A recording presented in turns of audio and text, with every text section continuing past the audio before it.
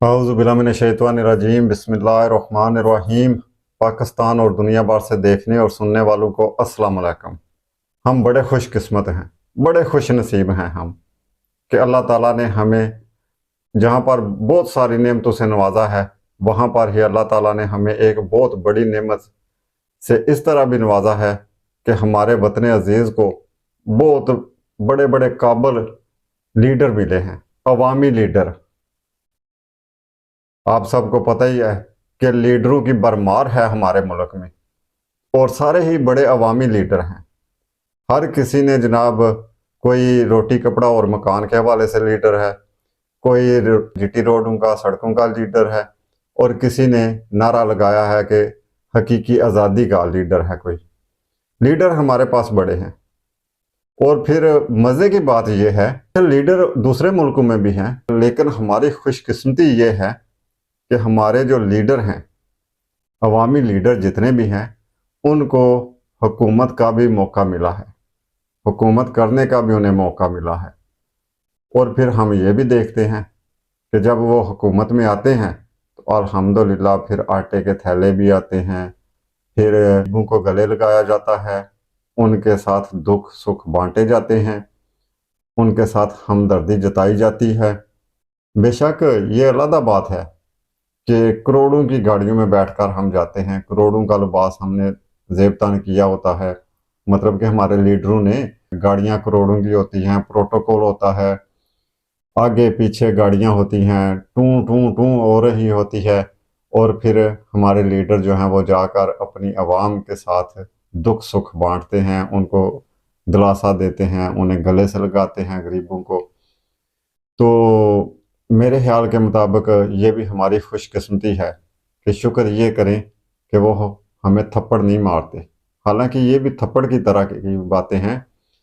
थप्पड़ मारने में और ऐसा करने में कोई फ़र्क नहीं है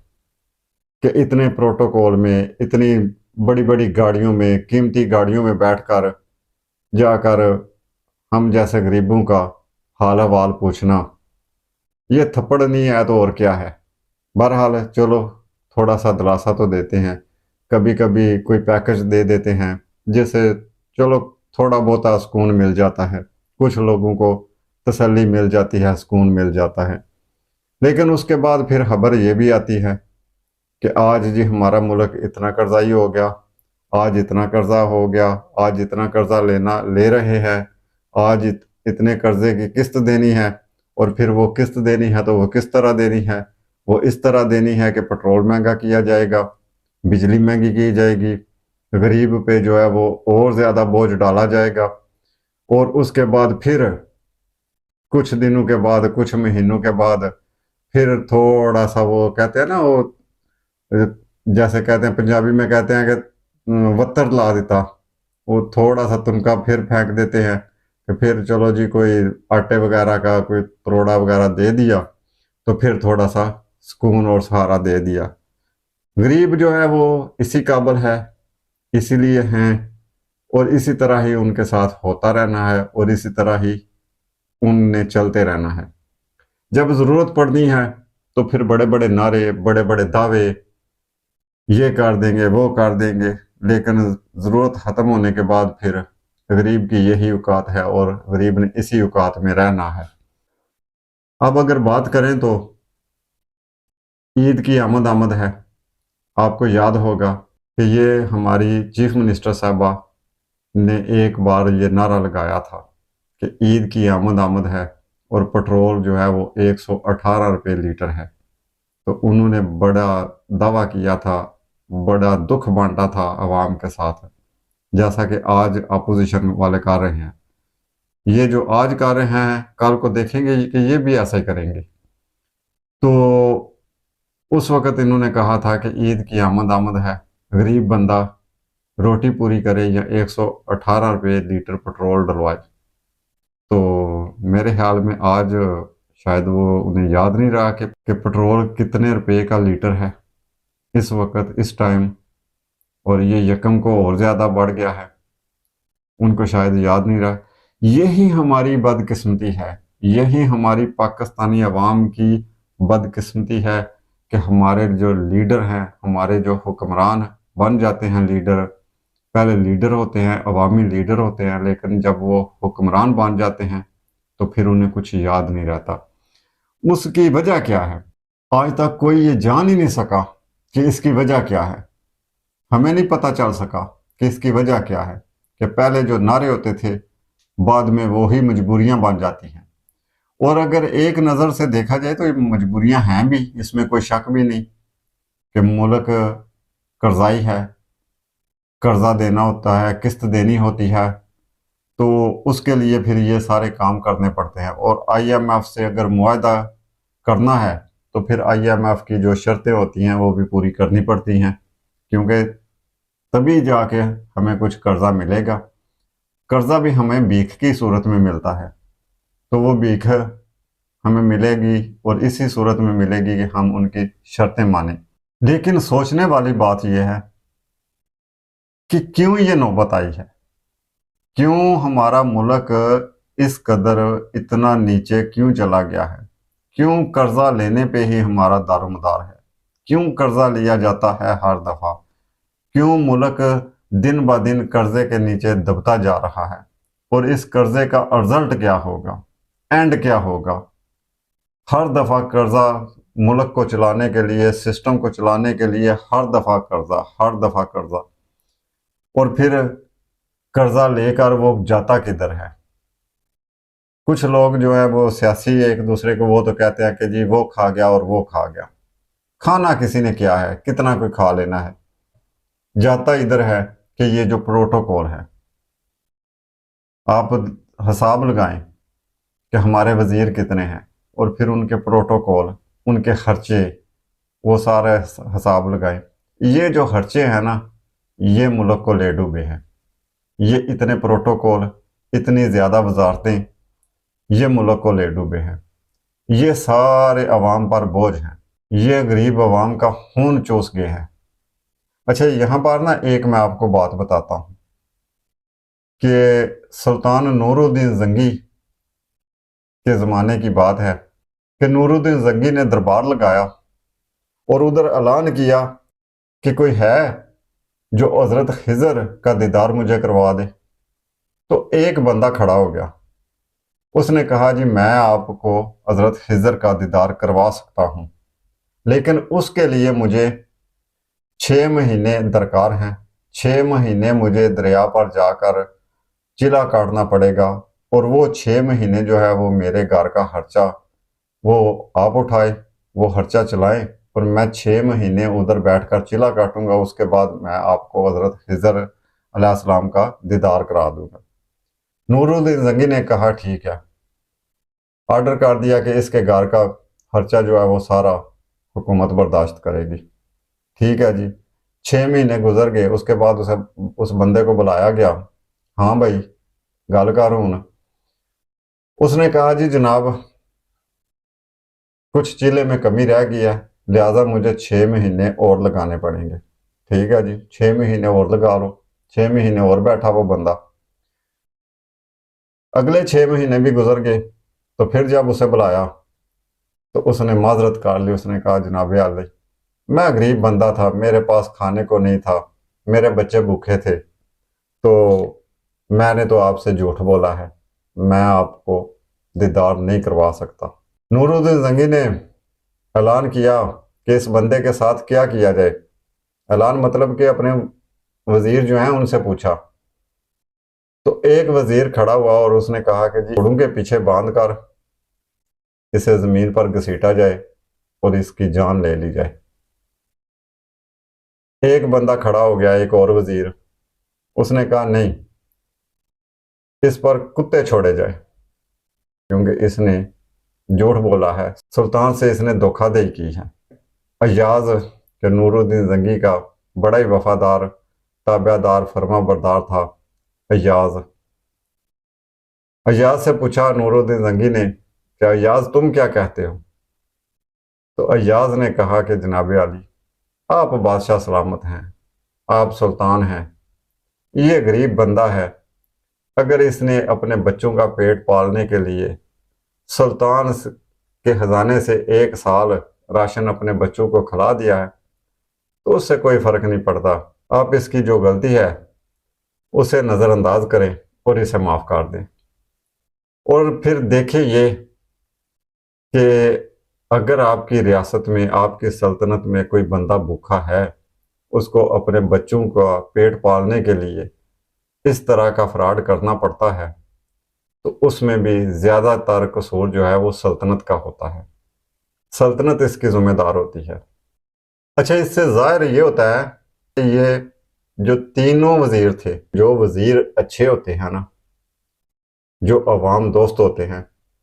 وہ ضروری ہوتے ہیں، ملک کے لیے، سلطنت کے لیے ان کی ضرورت ہوتی ہے۔ لیکن جو اس طرح کے ہوتے ہیں کہ جو عوام کو صرف کیڑے مکوڑے سمجھیں اور یہی ان کا ذہن ہو، یہی ان کا دماغ ہو کہ انہیں سزا دیں، انہیں تباہ کر دیں، انہیں ماریں، انہیں یہ کریں، انہیں جیلوں میں بند کریں، تو ایسے جو وزیر ہوتے ہیں نا، یہ بھی نقصان دہ ہوتے ہیں۔ اور ہمارے جتنے بھی لیڈر ہیں ان میں زیادہ تر جو ناکامی کی وجہ ہے وہ یہی ہے کہ ان کے دائیں بائیں جو کھڑے ہوتے ہیں نا، ان کے ساتھ، ان کے آگے پیچھے جو ان کو چلا رہے ہوتے ہیں یا چل رہے ہوتے ہیں، ان کے سامنے بظاہری طور پر تو چل رہے ہوتے ہیں لیکن حقیقت میں انہیں چلا رہے ہوتے ہیں، وہی نقصان دہ ہوتے ہیں۔ آپ دیکھ لیں خان صاحب کو بھی نقصان پہنچانے والے کون ہیں؟ ان کے بڑے قریبی ہیں، جنہوں نے انہیں بڑے بڑے مشورے دیے اور الٹے سیدھے ہر طرح کے مشورے دیے۔ اسی طرح سے عوام دوست وزیر ہونے جو ہیں وہ بھی بڑے ضروری ہوتے ہیں۔ ہم اپنے لیڈروں کے تو نعرے سنتے ہیں کہ یہ کر دیں گے، وہ کر دیں گے، آپ کے لیے آسمان سے تارے توڑ کر لے آئیں گے، لیکن جب وہ حکومت میں آتے ہیں تو پھر وہ سارے سنتے ہیں اپنے وزیروں کی،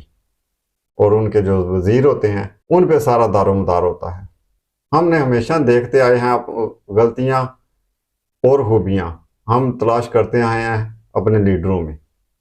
کہ ہمارے لیڈر میں یہ خوبی ہے، دوسرے کے لیڈر میں یہ خامی ہے۔ لیڈر کی خوبی اور خامی سے زیادہ